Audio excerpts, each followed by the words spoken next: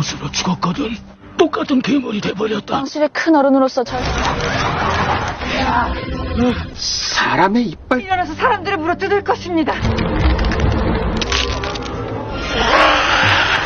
Assalamualaikum. Halo teman-teman, apa kabar kalian semua? Semoga baik-baik saja ya. Kali ini kita akan membahas sebuah film yang masih bertemakan zombie yang berjudul Kingdom Season 1. Film ini menceritakan tentang seorang putra mahkota yang nekat menyelidiki wabah misterius yang melibatkan sang raja atau ayahnya sendiri. Tak disangka wabah yang sudah menyebar di seluruh negeri ternyata adalah wabah zombie. Sebelum kita masuk ke alur ceritanya, jika kalian tidak keberatan, silakan like, komen, subscribe, dan nyalakan lonceng notifikasinya agar channel ini dapat terus berkembang. Jika sudah, langsung saja kita masuk ke alur ceritanya. Di awal film, kita diperlihatkan dengan seorang tabib bernama Tabib Lee dan juga muridnya yang bernama Dani. Tabib Lee diundang ke istana untuk mengobati sang raja yang sedang sakit keras. Sebelum memasuki kamar raja, Tabib Lee mengingatkan kepada Dani untuk tidak melihat bilik tempat tidur sang raja. Setelah memasuki kamar raja, Dani berjalan perlahan-lahan menuju bilik tempat tidur raja. Saat sedang memasukkan obat ke dalam bilik, Dani tidak bisa menahan rasa penasarannya untuk tidak melihat ke dalam bilik. Hingga akhirnya begitu ia mencoba mengangkat kepalanya, ia pun ditarik ke dalam bilik. Tabib Lee yang berada di sana tak bisa berbuat apapun dan hanya bisa mendengar suara teriakan Dani yang sepertinya sangat kesakitan. Keesokan harinya, seluruh daerah di kota kerajaan digegerkan dengan adanya berita yang mengatakan jika sang raja telah wafat. Seorang komandan militer putra dari Dewa Negara yang bernama Jo Hak-jo langsung memerintahkan semua prajurit untuk mencari tahu siapa yang menyebarkan berita tersebut. Jo Hak-jo sendiri adalah pemimpin dari klan Haiwanjo sekaligus ayah dari sang ratu. Jadi tak heran jika ia menduduki posisi yang sangat penting di kerajaan. Kemudian kita diperlihatkan seorang putra mahkota bernama Lechang. Kabar kematian sang raja membuat Lechang sangat khawatir. Jadi ia pun memohon pada ratu agar diizinkan bertemu dengan sang raja. Namun sang ratu ternyata tidak mengizinkan Lechang bertemu sang raja dengan alasan ia tak ingin Lechang tertular penyakit. Karena tak terima dengan keputusan ratu, Lechang pun kembali ke ruangannya dengan perasaan kesal. Ia kemudian memanggil pengawal pribadinya yang bernama Moyung dan memintanya untuk mencuri jurnal tabib kerajaan agar ia bisa tahu penyakit apa yang sebenarnya diderita oleh sang raja. Lechang yang sangat penasaran akhirnya nekat pergi ke tempat raja untuk melihat langsung apa yang sebenarnya terjadi. Sesampainya di sana, Lechang berhasil menghindari beberapa pengawal yang berjaga di sana. Namun betapa terkejutnya ia saat melihat bayangan sosok monster yang sangat mengerikan muncul dari dalam bilik sang raja. Sayangnya saat Lechang akan memeriksa monster itu, Bom Il dan pasukannya tiba-tiba datang memergoki Lechang. Ia pun mengatakan kalau ia baru saja melihat sosok monster di dalam kamar raja. Dengan alasan itu, dia pun nekat menerobos masuk ke dalam kamar raja untuk melihat apa yang sebenarnya terjadi. Di dalam kamar raja, Lechang malah menemukan Tuan Jo, ayah dari Bom Il dan ratu, yang mengatakan kalau sang raja sudah sembuh dan sekarang sedang berada di kediaman ratu. Hal ini tentu saja menimbulkan kecurigaan karena Lechang merasa kalau semua anggota klan Haiwoncho seperti sedang menyembunyikan keberadaan sang raja. Setelah kembali dari kediaman raja, dia pun bertemu dengan Moyung. Di sana, Moyung menyerahkan jurnal tabib kerajaan yang diinginkan oleh Lechang. Setelah membaca jurnal tabib kerajaan, kecurigaan Lechang pun semakin kuat. Pasalnya, jurnal tabib kerajaan seharusnya berisi laporan terkini kondisi sang raja yang tertulis setiap hari. Namun, laporan itu ternyata berakhir saat sang raja dinyatakan dalam keadaan kritis. Akhirnya, untuk mendapatkan jawaban atas kecurigaan tersebut, Lechang pun mengajak Moyung untuk pergi mencari tabib Le karena ia adalah tabib terakhir yang mengobati sang raja. Kemudian kita diperlihatkan dengan desa Dongnai. Di sana terdapat sebuah klinik bernama Klinik Joyuhyun yang dipimpin oleh tabib Le. Di sana juga ada seorang murid tabib Le yang bernama Sobi yang sedang mengobati orang-orang yang sakit. Salah satu pasien yang diobati oleh Sobi adalah seorang lelaki bernama Yongsin. Kemudian tabib Le pun akhirnya tiba di klinik. Sesampainya di klinik, tabib Le langsung meminta Sobi dan semua muridnya untuk segera menyiapkan pemakaman. Saat memeriksa peti yang dibawa oleh tabib Le, mereka sangat terkejut melihat mayat Dani yang dipenuhi oleh luka seperti digigit oleh binatang buas. Di sisi lain, pemerintah kerajaan sedang mengadakan rapat yang dipimpin oleh Tuan Cho. Mereka sedang membahas tentang berita kematian sang raja yang disebarkan oleh seorang oknum. Dalam rapat itu, mereka pun sepakat untuk menetapkan putra mahkota sebagai tersangka dengan alasan karena ia pastinya ingin segera merebut tata kerajaan sebelum anak sang ratu dilahirkan. Jadi putra mahkota sebenarnya bukanlah anak kandung sang ratu karena ia adalah anak yang dilahirkan dari seorang selir. Jadi mereka pun berpendapat jika sang ratu melahirkan anak laki-laki, maka tata kerajaan kemungkinan besar akan jatuh ke tangannya. Oleh sebab itulah mereka berpikir kalau putra mahkota telah menyebarkan berita palsu demi bisa mendapatkan tata kerajaan. Tuan Cho merasa tindakan itu adalah bentuk pemberontakan pada sang raja. Kemudian Tuan Cho langsung memerintahkan Bom Il untuk menangkap putra mahkota. Sayangnya Bom Il ternyata gagal menemukan putra mahkota karena putra mahkota tiba-tiba menghilang dari kerajaan. Sementara itu Lechang dan Moyung ternyata sudah pergi dari kerajaan dan sedang dalam perjalanan untuk mencari tabib Le. Mereka berdua nekat melakukan perjalanan ratusan kilometer agar bisa menemukan tabib Le di desa Dongnai. Tak butuh waktu lama, Tuan Cho akhirnya mengetahui kepergian putra mahkota. Ia pun langsung mengirim Bom Il dan juga beberapa pasukan untuk mengejar Lechang. Di waktu yang sama, Sobi yang baru pulang setelah mengambil beberapa tanaman obat sangat terkejut ketika melihat semua orang sedang menyantap sup daging. Hal ini tentu saja sangat jarang terjadi, mengingat desa Dongnai adalah salah satu desa termiskin di kerajaan Joseon.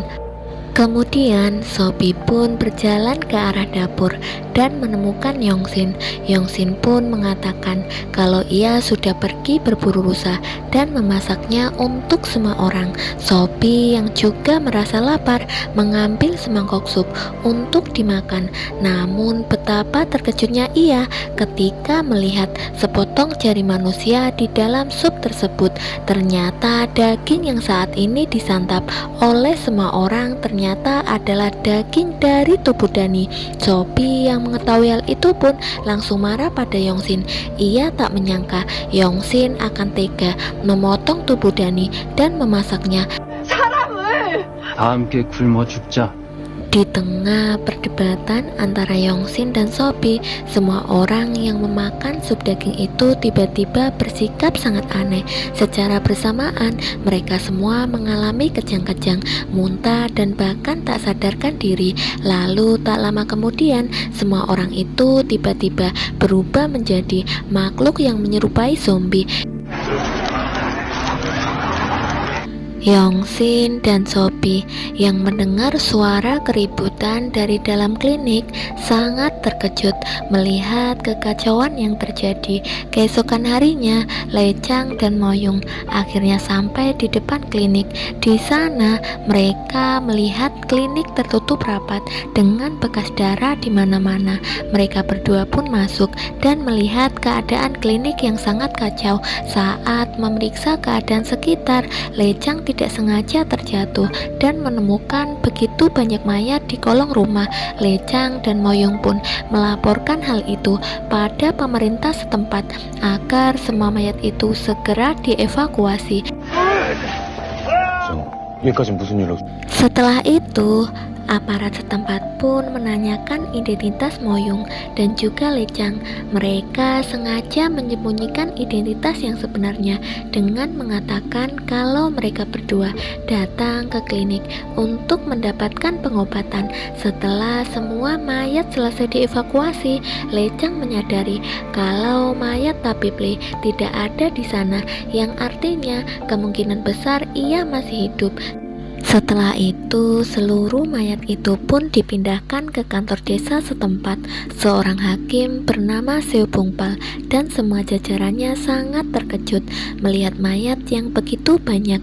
Sang kepala militer pun curiga kalau Yongsin adalah pelakunya karena semalam ia mengaku melihat Yongsin mengambil begitu banyak bambu untuk dipasang di depan klinik. Sementara Lechang yang mengira Tapiple kemungkinan masih hidup, ia dan Moyung pun mencoba mencari di sekitar klinik. Di sebuah pemukiman warga, mereka menemukan seseorang yang diketahui sering menyuplai tanaman obat untuk Tapiple. Orang itu berkata kalau baru-baru ini ia sempat menyuplai tanaman pembangkit dari lembah beku yang dipercaya bisa menghidupkan orang mati. 죽은 사람을 살리는 불? 그 언골이라는 곳이 어디? Dengan informasi itu, Lechang dan Moyung pun langsung bergegas pergi ke lembah beku. Di sana, mereka bertemu dengan Sobi yang sepertinya juga mencari tanaman pembangkit. Di sana, Sobi menjelaskan kalau Tapiple tidak selamat dari kekacauan semalam, tapi sebelum kematiannya, Tapiple sempat mengatakan kalau wabah itu berasal dari Hanyang, tempat tinggal keluarga kerajaan. Selain itu, Tapiple juga memberitahukan tentang tanaman pembangkit. Jadi, Sobi datang ke sana untuk mencari tanaman tersebut dengan harapan ia bisa menyembuhkan para warga yang terinfeksi virus. Kemudian, Moyung mengatakan kalau semua mayat dari klinik saat ini sudah dipindahkan ke kantor hakim. Sobi yang mendengar hal itu merasa sangat panik dan segera berlari ke kantor hakim. Lechang pun memerintahkan Moyung untuk mengantarkan Sobi, sementara ia sendiri akan kembali ke klinik untuk mengambil jurnal Tapiple. Sesampainya di kantor hakim, Sobi melihat Yongsin sedang dihakimi atas tuduhan pembunuhan semua warga. Sobi selaku saksi akhirnya turun tangan dan membela Yongsin dengan mengatakan kalau Yongsin tidaklah membunuh mereka semua. Sebaliknya, di sana Sobi dan Yongsin mengatakan kalau semua mayat itu bukanlah mayat biasa, di mana mereka semua akan hidup menjadi zombie ketika malam tiba.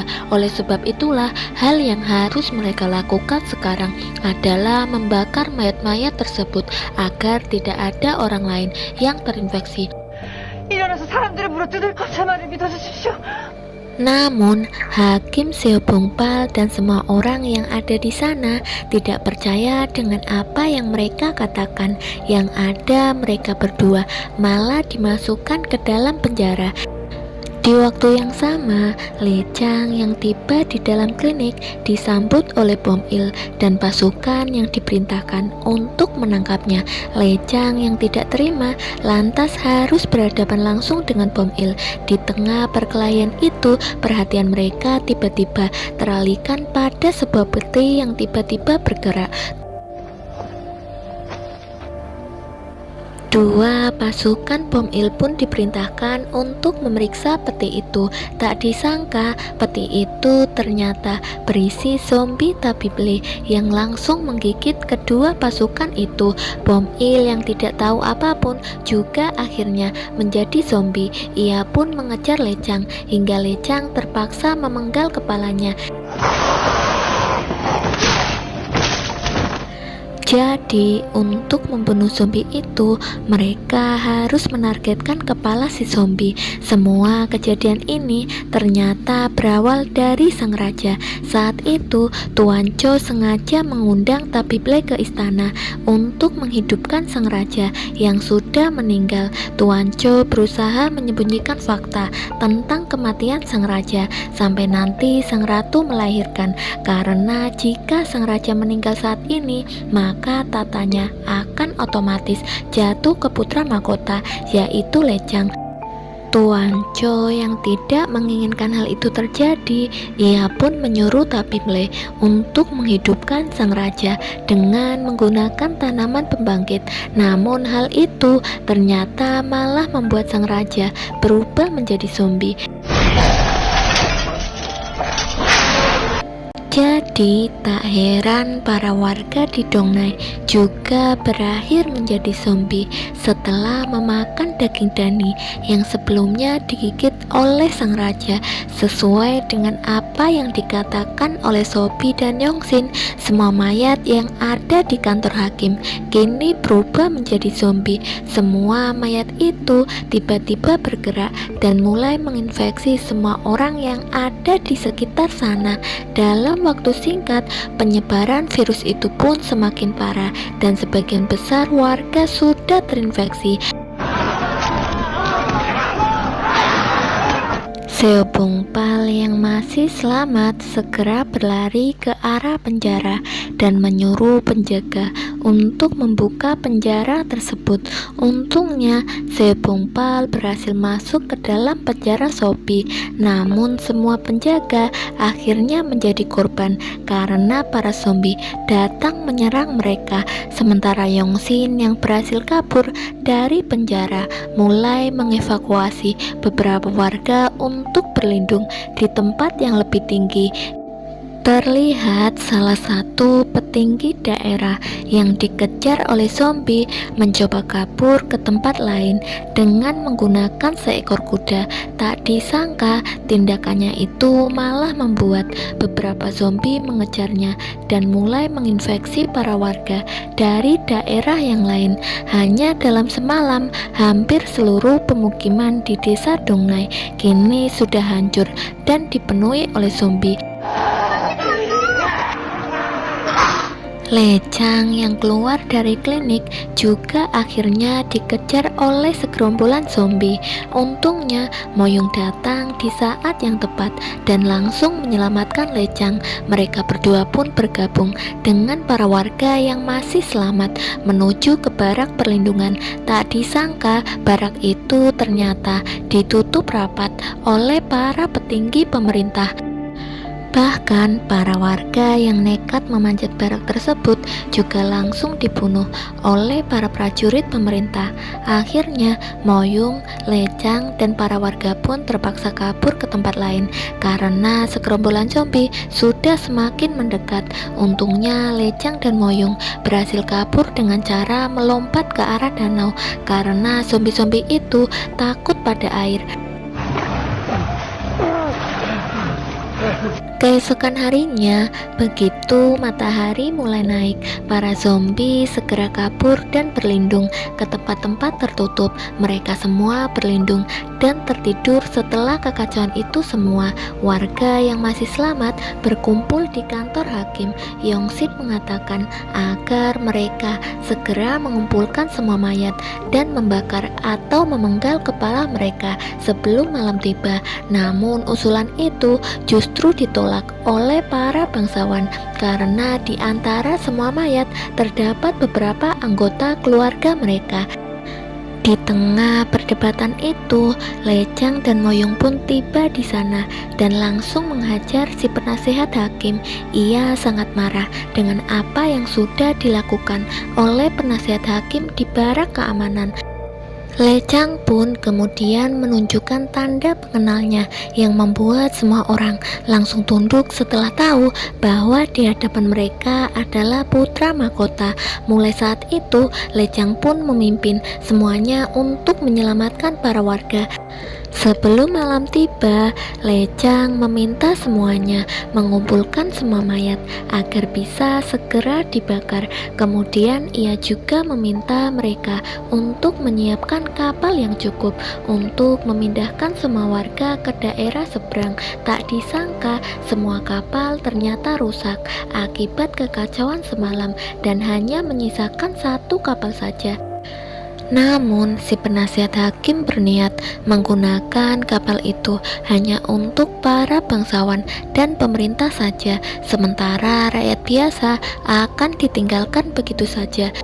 Di sisi lain, Moyong datang melaporkan kalau ada mata-mata Tuan Cho yang sudah mengambil kepala Bom Il.